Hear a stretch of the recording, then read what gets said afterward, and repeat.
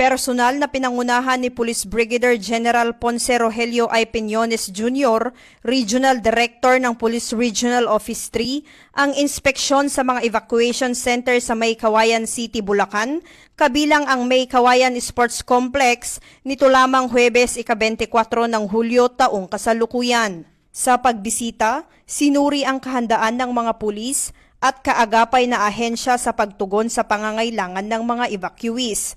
Kabilang sa kanyang tiningnan ay ang seguridad, distribusyon ng pagkain at tubig at pagkakaroon ng serbisyong medikal. Nakipag-ugnayan din siya sa mga pamilyang lumikas upang personal na marinig ang kanilang mga hinaing at agarang matukoy ang mga kinakailangang aksyon. Binigyang diin ni Police Brigadier General Peñones ang kahalagahan ng disiplina at malasakit sa serbisyo at hinikayat ang mga pulis na manatiling alerto at maaasahan sa panahon ng kalamidad.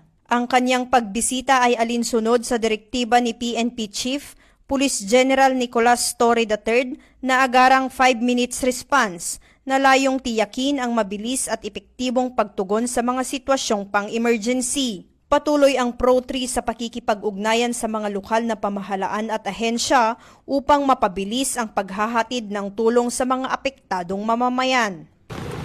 Mula dito sa Bulacan, ako ang inyong PNN correspondent, Patrol Tuman Mildred A. Tawago, alagad ng batas, tagataguyod ng balita.